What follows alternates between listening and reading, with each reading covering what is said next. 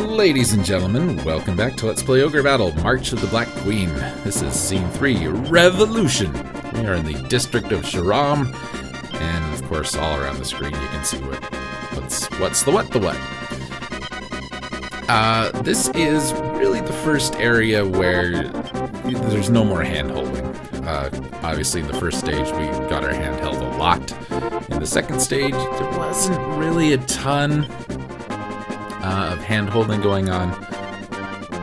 There's still a lot of tutorial-ish kind of stuff, and the game doesn't really throw anything weird at you.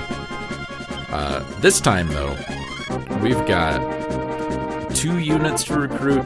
We've got multiple steps to go through to get those units. Hidden stuff all over the place. And,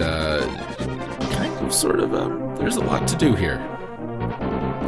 We're really gonna start looking for some of the hidden items in and around the area. And there's several. Always remember, when you're out deploying your units, leave somebody at the base. You would hate to send out everybody and then lose because the enemy snuck by and got to you. Okay, I think we good. It's been a long time since I've done any of this commentary, and I'm very sorry. Well, I mean, you guys aren't going to notice. It's been at least 2 months since I did the commentary on the last episode. At least. But all my other quick get these replays done are pretty much done, so it's time to start on this again. Star card, don't know if we pulled one before or not, but that gives us an agility boost. Agility is nice. We will throw away... What will we throw away? Now, that was a mistake. I don't know why I did that. World is a great card to have. World gives you a magic shield. Oh, that is an excellent item to find. Should have thrown away the death card. So there's your hint. Everybody's watching. You got a reputation bar to think about. Don't be a jerk. So you're gonna send Marjorie there. So you've got really a lot of options on how you want to approach some of these games and these stages. The stages in this game is probably what I should have said. You can kind of send everybody out all at once, kind of like we're doing now, or you almost do it in a. You guys have seen games like PUBG and all that. Oh boy, alignment down. That's not what I want. No, we won't keep that card.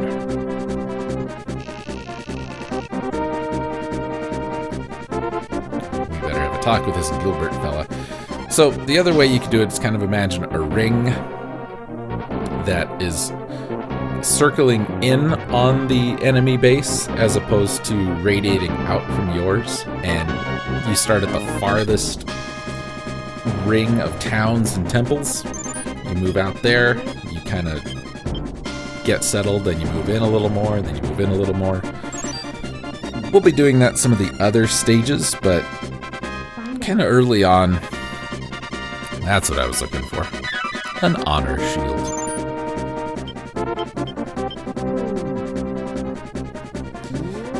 What we kind of want to do in the early stages is we can just go. Not that it's easy, mind you. It is still really possible to get a game over. You could game over in the very first stage. The Castle of Warren. Warren can just wreck you. It's happened before. He's strong enough. If he hits your leader twice with one spell, you're dead. So, wizard in the back row, 2 griffins in the front row. Pretty good little grouping. The griffins can hit pretty hard, and they could take a hit. And the wizard back there being protected. It can be obnoxious. And this is a high sky movement, so it can move really fast. If I'm building a unit like this, I don't usually want... I never really want units that don't have the ability to heal themselves. That's me being me. So I would maybe do 2 wizards and a cleric in the back row and a griffin in the front row, or a cleric and 2 griffins. Healing is essential in this game if you've got units that are going to be wandering around. If you're going to plunk them down on a town, it's not so bad because you get healed over time in the town, but yeah, you got to be able to fix the hits that you take.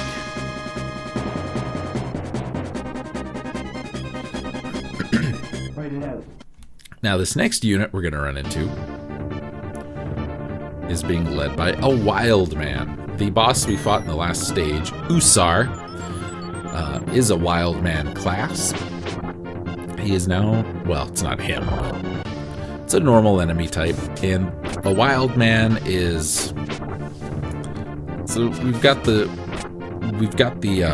class system, the job system in this game, and it kind of, you can trend good or you can trend evil. So a knight is a more defensive version of a fighter, trending good. A wild man is a more offensive version of a fighter. We dodged a bullet there. A knight, or excuse me, a wild man is a more offensive version of a fighter who trends evil. So if you want a more defensive, you go with the knight. If you want better, you go with the knight. Better is in terms of goodness. They did more damage to us. If you want more offense and a little more evil, you go wild man. Does that make sense? So we got some levels. We can change some jobs if we want, but we're not going to. I want knights and Valkyries. That's what I want. Write it out. So we kind of poked Marjorie forward. Couldn't finish him off, though. 2 fighters, couldn't finish him off. Liberation. There's that town right up there to the left. Hey, we got our world card back. That one is incredibly important because that is as close as you're going to get to the boss in this one. So yeah, some people in the game just like, oh, here's a thing. You can have it if you want it. So I'll move Kasim down to here. Now, I could have moved him here to begin with, but you know, I'm not always 100% sure what I'm going to run into for battles and what I may or may not want. These are ninjas. Just like we've got knights and wild men, we've got samurais, which are trending good, and ninjas, which are trending evil. Ninjas get to use magic in the back row, and they get to attack 3 times in the front row. They don't usually do a lot of damage, but they are generally kind of hard to hit. Their magic isn't as good as a wizard's. Their physical attacks aren't as good as a wild man's, but they are kind of obnoxious. Just because they're hard to hit. Because they're ninjas. They have good evasion. And getting to attack 3 times in the front row is pretty good. But when they're in the front row, they are more likely to get wiped out like that. And a knight in the back row, I don't know why you'd ever do that. That is 1 attack, and he can't take a hit for anybody. I mean, I get that's why the game does it, just to spice things up, but still. Here we have a doll mage and a giant. Giant is a monster class, clearly. He is big, he is strong, he can take pretty good damage and deal 3 hits from the front row. A doll mage in the back row, as you just saw, casts the acid spell 1 time, thank goodness, which hits everybody in your party and pretty much guarantees a win if you aren't able to destroy all of their party at this point of the game. Acid is a physical attack, kind of like Tornado, if we have seen that. We may have. And doll mages trend evil, but not as evil as wizards. It's hard to argue with that kind of damage this early in the game, and you can't really counter it in any way. The world spell would have worked, or the world card, but Don't want to mess with it. A dowser. A dowser is an item that will locate a hidden treasure on the map. It will just bleep. Here it is. Here you go. Lands was able to defeat that unit because he's stronger, and the unit was pretty weak. So this is an interesting unit. That is a witch in the background. Witches in the front will get to attack twice. Witches in the back get to stun twice. And stun will affect anybody in the unit and can be broken upon physical attack, or the Temperance card will remove stun. That they stunned our Griffin before the Griffin could have attacked is a bummer, because we lose that one Gale that could have hit all three of them. Witches aren't particularly useful, I don't think. They're required if you want to get some special units later on, but they're not absolutely necessary for gameplay.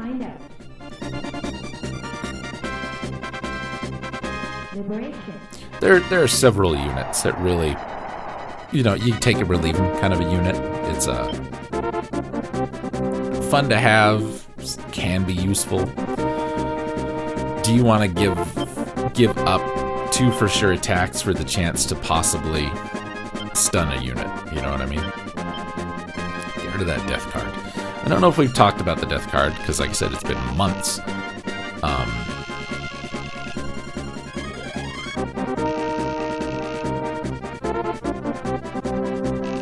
This Gilbert guy, might be more to Gilbert than we want to open up to right at the first.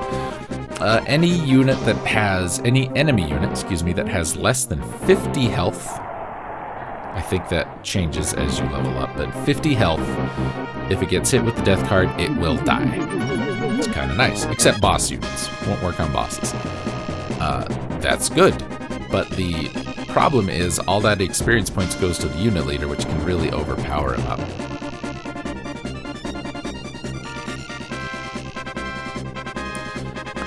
So this guy just said, you know what, it's real expensive to revive a unit. It's cheaper to just go and get one, like hire a new one. So, maybe you like who you got. You wanna keep him, but maybe not.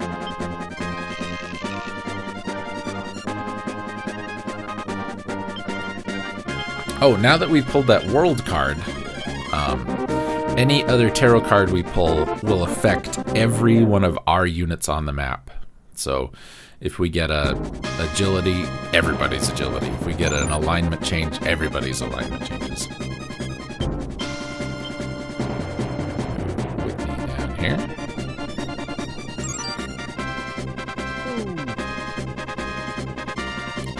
Looking pretty good, looking pretty good.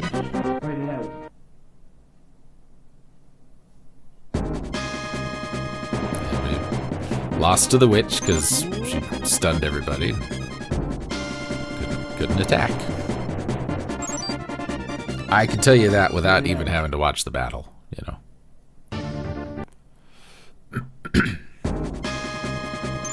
That wasn't great editing. Sorry. And again, because we couldn't stop the witch from stunning everybody.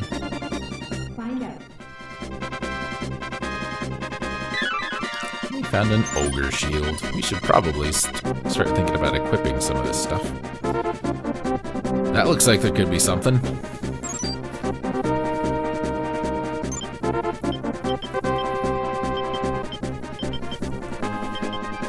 Alright.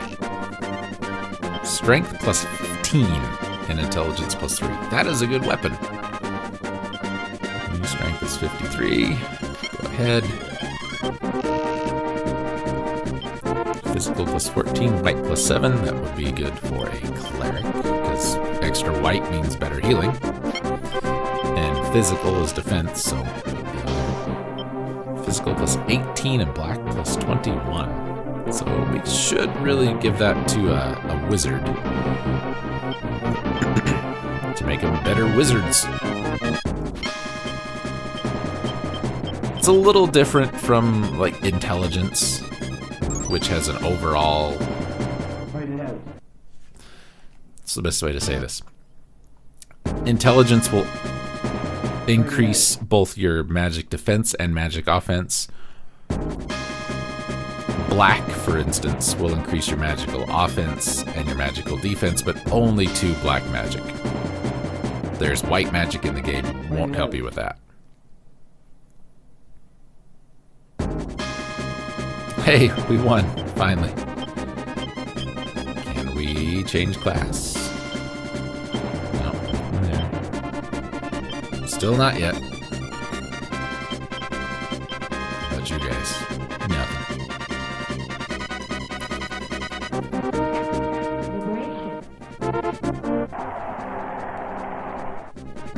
That cleric's heading to fight Destin, I know it. Don't like it. I do not like the sun card. I got a game over once because of the sun card. The Wind Rider lives in that town, you say? I wonder who that is. Hooray for money! I was playing the game and I was doing I was trying to do like a full evil run. And I didn't realize just how evil my opinion leader was, and he used a sun card and he died. So it was a game over. Well, the cleric did not go to attack Destin, which is odd. These are Hawkmen. Hawkmen, they're not as strong as knights. They're not as powerful as wild men. They're not as agile as ninjas. But they can fly, but they don't fly as high as griffins do. They're more agile than a fighter. They're less strong than a knight. They're kind of a weird... not great at anything, but because they can fly, it makes them pretty useful. We really need to get some clerics made.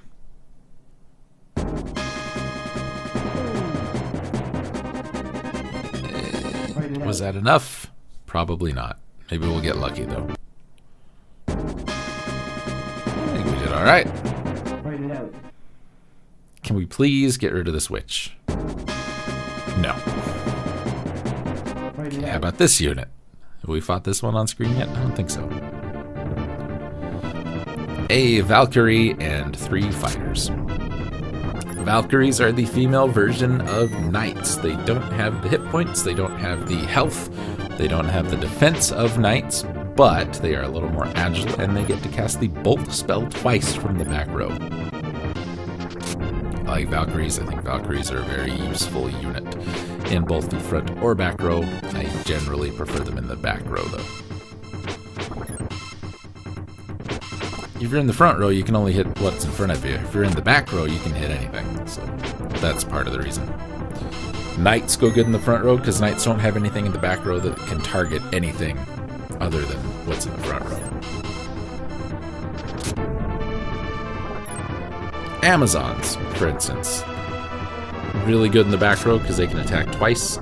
They don't have a lot of defense, but they can't hit anything that's not in the front row if there's something in the front row.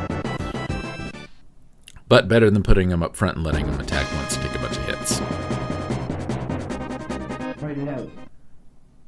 Then you can change them into something else. Like a cleric or a Valkyrie or whatever. Nothing. Still haven't got rid of that witch either. Oh boy. Uh-oh. Lori's gonna have to deal with some wild men and fighters. Lori lost to the wild men and fighters. So, skipping ahead in time, we found an evil sword. A sword full of evil. We've run into every type of unit that there is to run into on this map, so that's why we skipped. We just kind of cut out all the repetitive fighting, and we're back to... Since we pulled that world card, that means everybody's strength went down by 1, not just this unit's. This reduces defense when used on enemies in battle. It's a pretty good card, but I guess I do have room. This guy's just telling us, make sure you know what your character is going to do when you make a unit. Now we can finally liberate Guri. I don't know. And this is an important town. We need this town. Boy, another sun card. Fantastic. No. The Wind Rider might know something about this, you say? Well, we know where the Wind Rider lives. We talked to somebody who said he lives there, so let's go back and talk to him.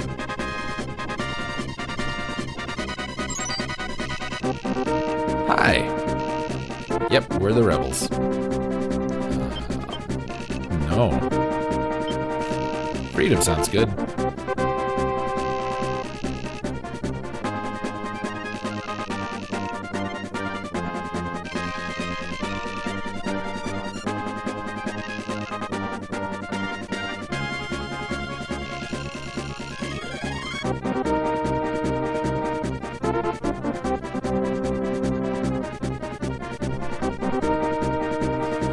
So, Canopus will ask you, are you fighting for honor, freedom, or justice? You can say yes to any of those, but you need to say yes to at least one of those. After talking to Canopus, if we come back here where the gossip was, Yulia might know why Canopus stopped fighting. We only knew where Yulia was. Here's the shop. Joker lets us draw a random tarot card, and the summons will send every unit to the position of the unit leader. If we talk to somebody here, they'll tell us, oh, there's an old temple over there. Cute girl, her name's Yulia. Well, Yulia is Canopus' sister, so let's take our quick-moving high-flying unit and go find this temple. Is it there? I'm going to tell you it's not, and that would not be a lie. I'm going to move Warren down here. This town is much more likely to have someone sneak by and get to it than that temple up there, so see you in a second. I lied, here's the temple.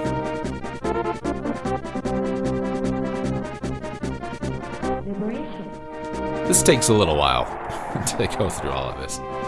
That's alright. Yeah, we'll pull a card. Ooh, that's good. Everybody's luck goes up by 1. Luck is the hardest stat in this game to raise. And all luck really does is increases your chance to find items.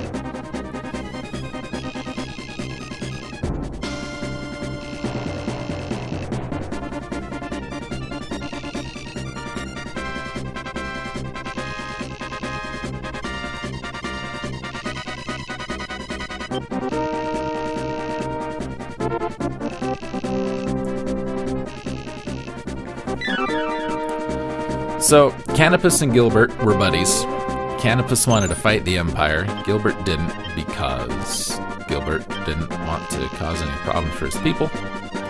They fought, haven't spoken, so now Gilbert's like, well, I can't, if I give up, then it won't look like I failed so much, or if I don't want to just give up, basically.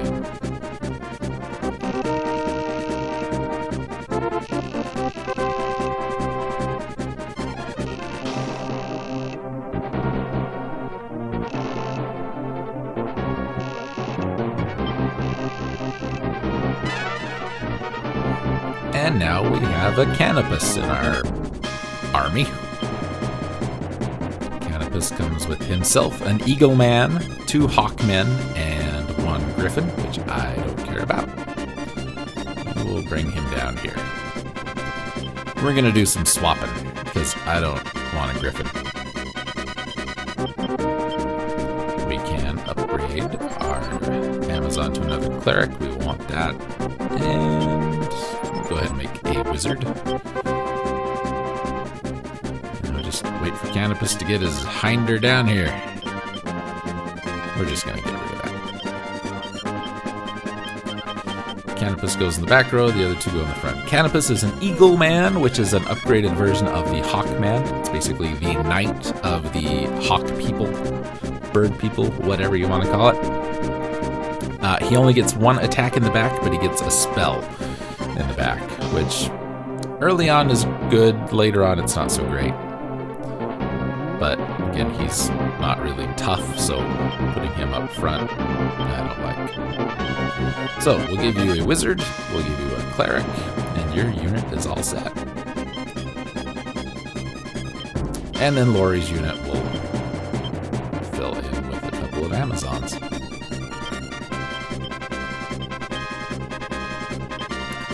I don't know if we talked about this, but the way recruitment works, the units you recruit are 2 levels under the leader of the unit. So we're going to send a fighter over to Laurie's unit.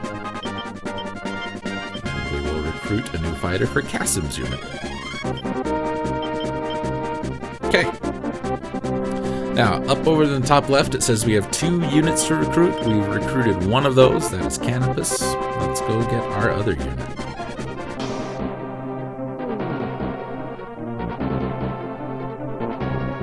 I very much recommend doing this.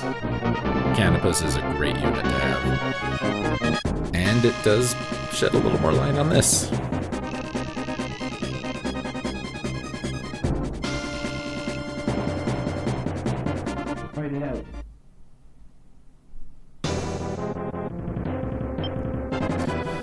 Gilbert is a beast man. We've seen beast men before.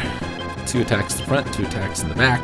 Not as evil as a wild man, not as good as a knight. He is accompanied by 2 wyverns.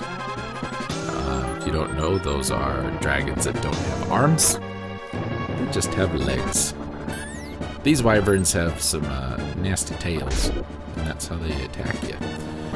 That wizard missing, not helpful. Told you Hawkmen can't take a hit.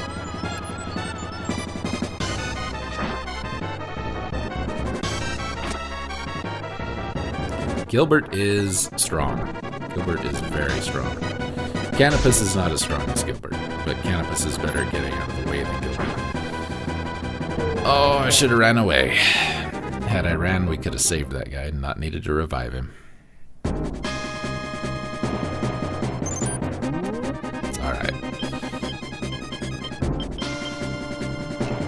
Gotta buy a revive. It would be cheaper to go to a temple and revive him, because he wouldn't be 2,000 gold to revive, but in that time, Gilbert would get all his health back, so you don't want to do that. We'll buy a couple cure potions while we're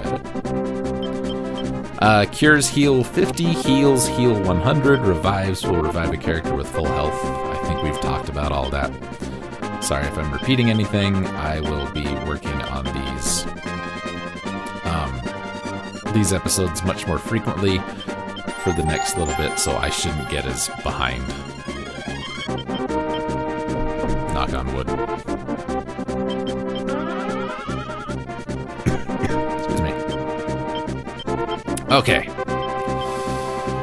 Once again, for the second time. Oh, being that we have hawk people in this unit, we can travel low sky, which is fast over everything but mountains.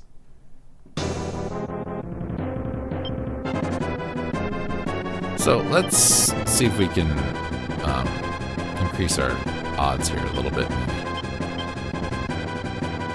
Used one of these Hanged Man cards.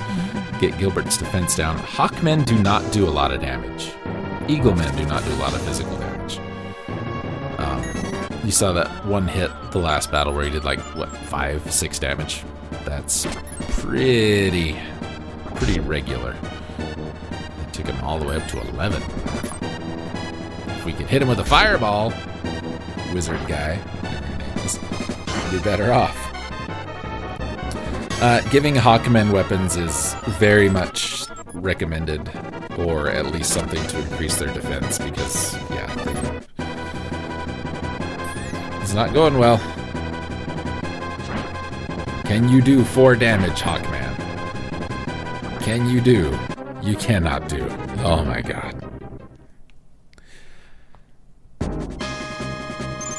Oh boy. Just go back. Don't even stop and think about it. Just go.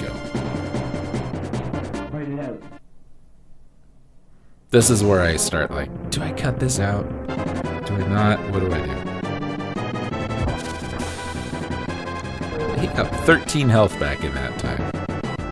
That's a lot.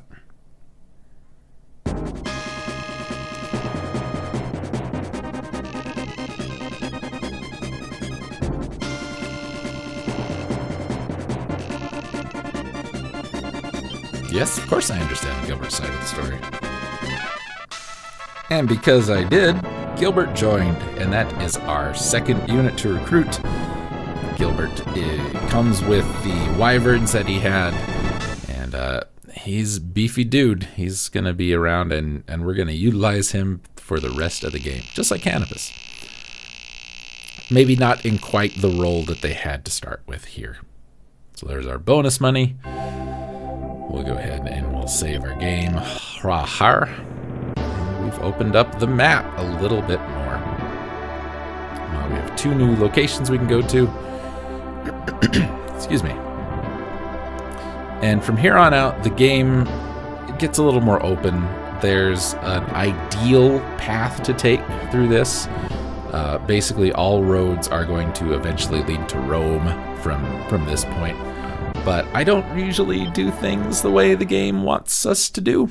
I have a better time taking a longer path, a different path, that puts me in a harder position at the beginning, but gets me some things that make the all roads leading to Rome thing easier. We want to go and visit down here because there is stuff to get. So I'm going to go down there. Excuse me. I probably should have edited this.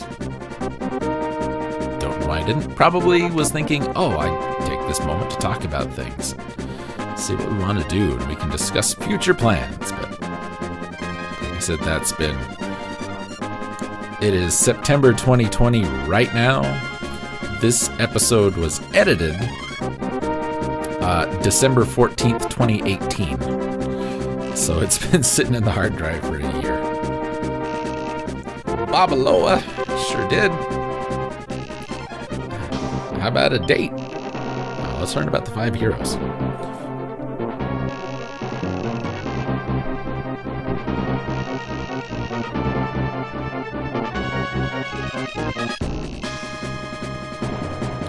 Roshan, that's a Shram.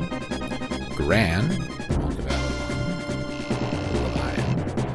Dalkus, the Beastmaster, and Rashidi. Interesting.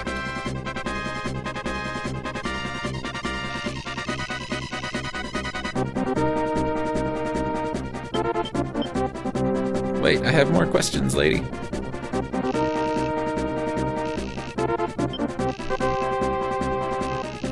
Tell me about Zetagenia. 5 kingdoms. Okay. Zenobia. Horai, west of the kingdom of Ophades. Many imperial bases there. Snow-covered highlands. Center of the empire. In the northwest. Now, I'm going to tell you that's not going to make sense later, and you'll see why. But first, let's ask about this date before we get out of here.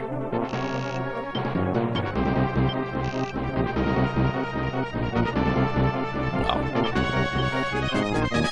didn't say no. And didn't say yes, but, you know, it's probably a fair response. Anyway, that's going to do it. We'll see you guys next time. Thanks for watching. Carry on.